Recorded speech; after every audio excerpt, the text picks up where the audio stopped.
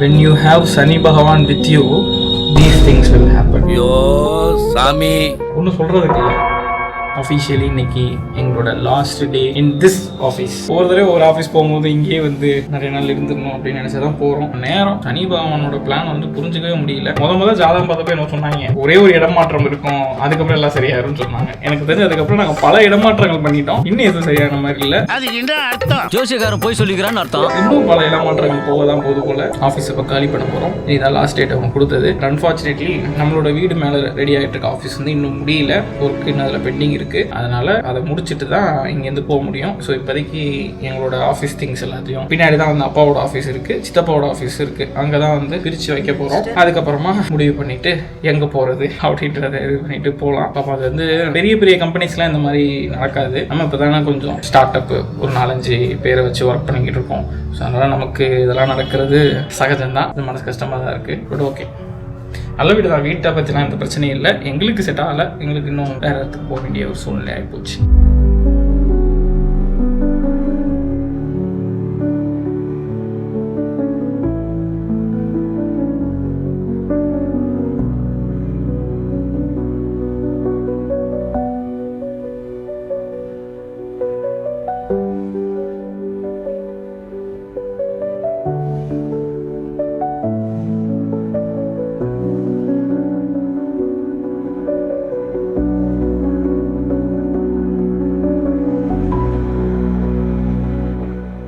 So எங்கள் office table அந்த system வச்சுருக்கோம். ஸோ அதெல்லாம் வந்து வெளியே வந்து வச்சாச்சு. இதையுமே நம்ம போய் வெளியே மாமா ஆஃபீஸில் தான் வந்து வைக்க போகிறோம். சதீஷ் வந்து பெரிய ஒயிட் கலர் டேபிள் அது வந்து எடுத்துட்ருக்காங்க. பாலா வேலை பார்க்குற மாதிரி ஆக்ட் பண்ணாமல் எடுத்துருவாங்க.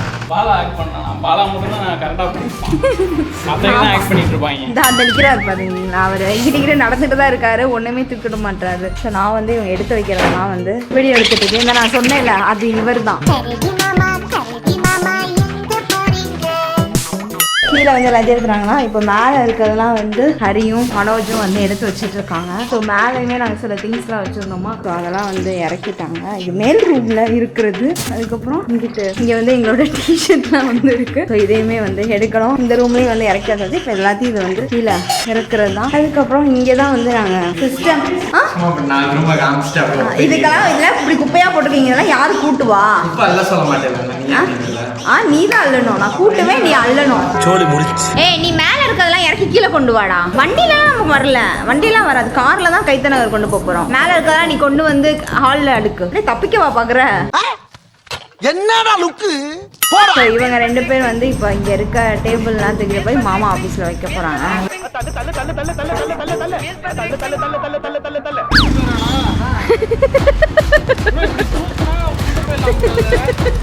அவர் தான் கூப்பிட்டாரு.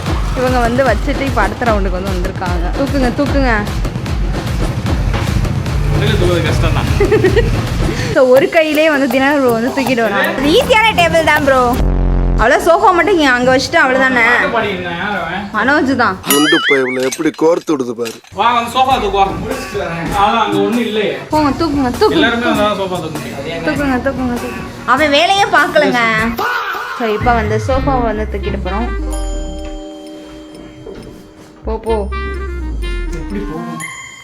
எப்படி வந்ததோ அப்படிதான் போகும்.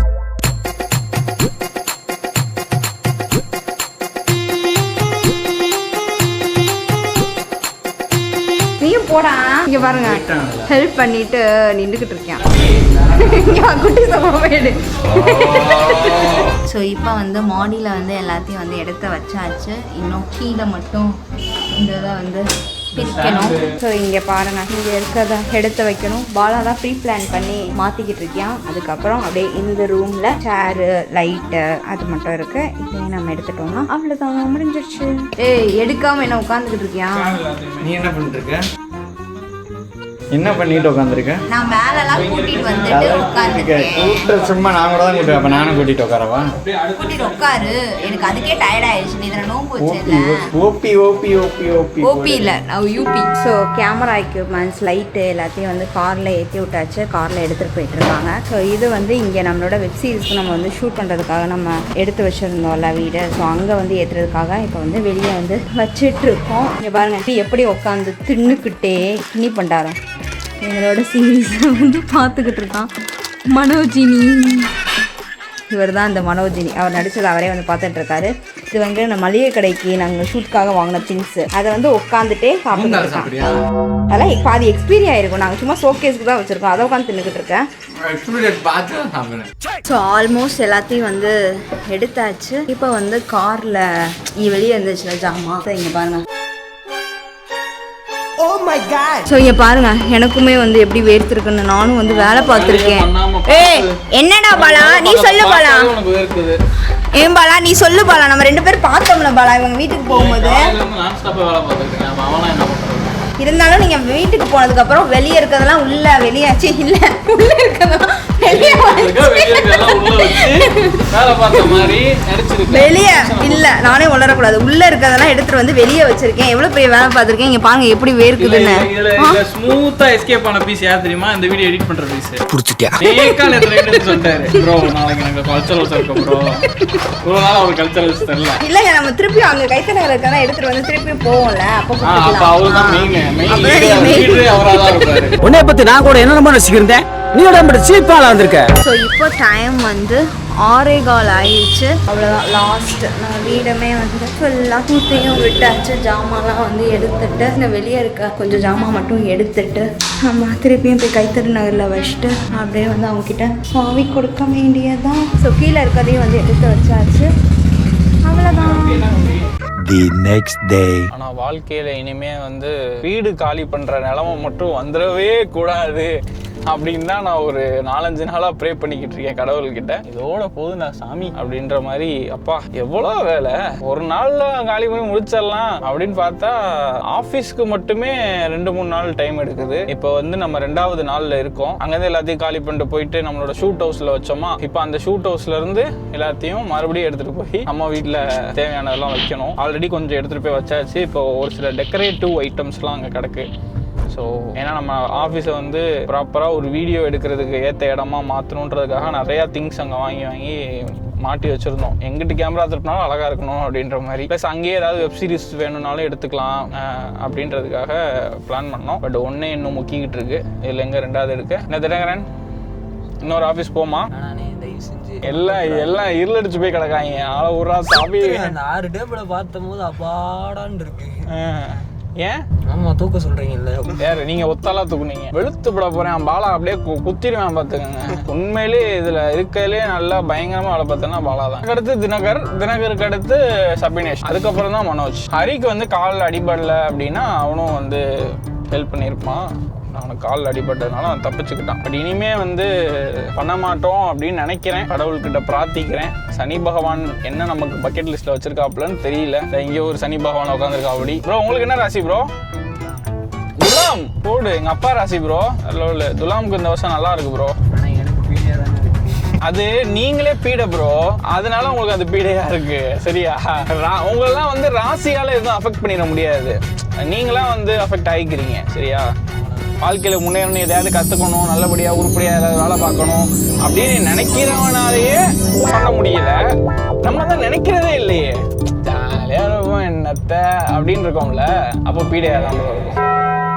காலையில கூட சாதனைன்னு போட்டிருந்தது. நான் என்ன கிடைச்சேன்? உங்களுக்கு சாதனை எல்லாம் கிடையாது, சோதனை மட்டும்தான். ஸோ அதாங்க இப்போ போயிட்டு சும்மா அவருக்கு ஏதோ சனி பகவான் இருக்கா, அவருக்கு மீனராசின்னு நினைக்கிறேன். அது ஏதோ பிரச்சனையா? சாவை பார்த்துட்டு போவோம். ஐயோ என்ன புரியுதா மக்களே? இப்போ நான் சொன்னப்போ ஒரு நிமிஷம் நீங்க என் மேல கோவப்பட்டிருப்பீங்க. என்னடா அந்த பையனை வந்து பீடா கீடான்றாங்க அப்படின்னு நீங்க கோவப்பட்டிருப்பீங்க. என்ன சொன்னா பாத்தீங்களா? அதனாலதான் பீடன்னு. ஓகே, நம்ம ஷூட் ஹவுஸ் வந்தாச்சு. ஆக்சுவலாக நம்ம வெப் சீரிஸ் பண்ணதுலேயே வந்து அதிக இன்வெஸ்ட்மெண்ட் பண்ணது இந்த ஷூட் ஹவுஸ்க்காக தான். இன்னைக்கு வரைக்குமே நான் இன்னும் நம்ம வெப் சீரிஸ்க்கு வந்து இன்னும் பிக்கப் ஆகாமல் இருக்குல்ல. ஸோ அதனால் அப்பப்போ இதை நினச்சி தான் ஃபீல் பண்ணுவேன். கொஞ்சம் நிறையா செலவு பண்ணிட்டோமே, எப்போ அதெல்லாம் ரிட்டர்ன் எடுக்க போகிறோம், இந்த சீரிஸ் எப்போ நல்லா போகும் அப்படின்னு சொல்லிட்டு நிறையா யோசிச்சுட்டே இருப்போம். நானும் சிவமும் டிஸ்கஸ் பண்ணுறப்பெல்லாம் இந்த வீடு ஒரு டாப்பிக்காக இருக்கும். ஏன்னா அந்த வீட்டுக்கு அட்வான்ஸ் கொடுத்தது, பெயிண்டிங் பண்ணது, இந்த வீட்டுக்கு திங்ஸ் வாங்கி போட்டது, அது இதுன்னு வச்சு அதுவே வந்து நாங்கள் ஷூட்டுக்கு போகிறதுக்கு முன்னாடியே 1 lakh கிட்ட ஃபுல்லாக இன்வெஸ்ட் பண்ணியாச்சு இங்கேயே. அப்படி பண்ணியும் வந்து இதாகலையே அப்படின்லாம் யோசிச்சிருக்கேன். பட் பரவாயில்ல, இப்போ நம்ம கஷ்டத்தில் இருக்குது. இந்த டைமில் இந்த வீடு தான் வந்து பயங்கர ஹெல்ப்ஃபுல்லாக இருக்குது. ஏன்னா நாங்கள் இப்போ காலி பண்ணி இங்கே கொண்டு வந்து சேவ் பண்ணி வச்சுக்கிட்டோம். இப்போ திருப்பி இங்கேருந்து கொண்டு போகிறோம். நாளைக்கு இன்கேஸ் இன்னொரு வீடு தேவைப்படுது அப்படின்னாலுமே இந்த வீடு வாடகைக்கு மந்த்லி அப்படியே தான் இருக்குது. ஸோ ஏதாவது ஒன்றாலும் இந்த வீடு ஹெல்ப் பண்ணும். ஸோ ஒரு பெரிய சப்போர்ட்டாக இந்த வீடு தான் இப்போ இருக்குது. அப்படியே வெப் சீரிஸும் ஹிட் ஆயிடுச்சுன்னு வச்சுக்கோங்க. அப்படியே நம்ம பாட்டுக்கு கண்டினியூ பண்ணி பயங்கரமாக கொண்டு போகலாம். நம்ம வந்து 36 எபிசோடு தான் வந்து இது வரைக்கும் எடுத்திருக்கோம். அதில் ஒரு 10 கிட்ட வந்து ஆல்ரெடி ரிலீஸ் ஆயிடுச்சு. இன்னும் அதை வச்சு நம்மளால ஒரு 100+ எபிசோட்ஸ் கூட பண்ண முடியும். அந்தளவுக்கு அந்த ஸ்டோரி வந்து இருக்குது, அவ்வளோ பொட்டன்ஷியல் இருக்குது. பட் அது வந்து உங்கள் கையில் தான் இருக்குது. பண்ணுறதுக்கு நாங்கள் ரெடியாக இருக்கோம். காசு வேணும்ல. ஸோ இது வந்து நல்லபடியாக போய் ஹிட் ஆகி ரெவன்யூ ஜென்ரேட் ஆனால் மட்டும்தான் நம்மளால் அது ஃபர்தராக வந்து கண்டினியூ பண்ண முடியும். 36வது எபிசோடே பார்த்தீங்கன்னா பயங்கரமான ஒரு ட்விஸ்ட்டோடு தான் வந்து முடிச்சிருக்கோம். அதுக்கடுத்து அதை ஃபைனலாக ஃபர்தராக எடுக்கணும். கதையெல்லாம் இருக்குது, ஷூட் பண்ணுறதுக்கு ஸ்கோப் இல்லாமல் பைசா இல்லாமல் அப்படியே நிற்கிது. சரி ஓகே, எப்படியாவது நம்ம போட்டதாவது நல்லபடியாக ஓடிடுச்சு, நல்லா ரீச் ஆச்சு அப்படின்னா ஃபர்தராக பண்ணலாம் அப்படின்றத அதை ஹோல்ட் பண்ணி வச்சுருக்கோம். ஸோ அது ரீஸ்டார்ட் ஆகுறதே உங்களோட கையில் தான் இருக்குது. பாருங்கள், ஆல்மோஸ்ட் இந்த கட்டில் அது இதுன்னு சொல்லிட்டு நிறைய விஷயங்கள் இங்கே இதுக்காக வாங்கி போட்டேன். டிவி, அந்த சோஃபா செட்டு, அப்புறம் அந்த பீரோ, இங்கே இருக்க கட்டில், அது இதுன்னு சொல்லிட்டு நிறையா விஷயங்கள் இந்த வீட்டில் ரெடி பண்ணோம். அதெல்லாம் இப்போ சும்மா தூங்கிட்டு இருக்கு. பார்ப்போம். இந்த ஒரு சீரீஸ் மட்டும் இல்லை, இன்னும் ஒரு 4 சீரீஸ்க்கான ஸ்கிரிப்ட் பேப்பர் கையில் எங்களை ரெடியாக இருக்குது. அதில் யாரெல்லாம் நடிக்கணும்னு முதற்கொண்டு சூஸ் பண்ணி வச்சுருக்கோம். ஆனால் எக்ஸிக்யூட் பண்ணணும். அதுக்கு தங்கமகன் ஹிட் ஆகணும். தங்கமகன் நல்லபடியாக போச்சுன்னா தான் எங்களால் அடுத்த ஸ்டெப்பை எடுத்து வைக்கவே முடியும். வெறும் சதீஷ் சண்முகம் மட்டும் இது போயிடக்கூடாது, ஒரு பெரிய டீம் ஃபார்ம் ஆகணும் அப்படின்றதுக்காக தான் இதை நாங்கள் ஸ்டார்ட் பண்ணோம். டீம் ஃபர்தராக ஃபார்ம் ஆகிறதும் சதீஷ் சண்முகோடையே நிறுத்திக்கிறதும் உங்கள் கையில் தான் இருக்குது. ஏன்னா இதுலேயே நீங்கள் பார்த்துருப்பீங்க எத்தனை பேர் வந்து எங்கள் 2 பேரை தவிர எத்தனை பேர் இந்த சீரீஸில் நடிச்சிட்ருக்காங்க, அவங்க எவ்வளோ நல்லா பண்ணிகிட்ருக்காங்க, அவங்களுக்கும் ஒரு சின்ன ஒரு லைஃப் இதில் இருக்குது. பார்க்கலாம். ஸோ ஒரு வழியாக எல்லாமே கார்லேயே முடிஞ்ச அளவுக்கு எடுத்தாச்சு. ஏற்கனவே ஒரு ட்ரிப்பு போயிருச்சு, அதனால் இந்த ட்ரிப்பில் கொஞ்சம் கம்மியாக டெக்கரேட்டிவ் ஐட்டம்ஸ் தான் வந்து தேவைப்பட்டுச்சு. எல்லாமே எடுத்தாச்சு. அப்படியே கொண்டு போய் திருமணத்தில் இறக்க வேண்டியது தான். ஆனால் இந்த வீடு காலி பண்ணுற இதில் வந்து இந்த வீடு காலி பண்ணுறதை தாண்டி ஒரு கொடுமை ஒன்று இருக்குங்க. வீடு காலி பண்ணுறதை தாண்டி ஒரு கொடுமை என்னென்னா, ஓனர்கிட்டேருந்து இந்த அட்வான்ஸ் வாங்குறது. அது உண்மையிலேயே செம்ம பெயின்ஃபுல்லுங்க. இனிமேல் என் லைஃப்பில் அந்த மாதிரியான மொமெண்ட்ஸ் வரவே கூடாதுன்னு சொல்லிட்டு நான் வேண்டிக்கிட்டு இருக்கேன். ஏன்னா ஐயோ இது உடஞ்சிருச்சுன்னு சொல்லிடுவாங்களோ, அது இதாகிடுச்சின்னு சொல்லுவாங்களோ, பெயிண்ட்டு சரியில்லைன்னு சொல்லுவாங்களோ, அப்படி இப்படின்னு சொல்லிட்டு ஒவ்வொரு தடவையும் நம்ம வந்து பயந்து இருக்கிற மாதிரி ஒரு சிச்சுவேஷன் ஆகுது. அது உண்மையிலேயே ரொம்ப எம்பாரசிங்காக இருக்குது.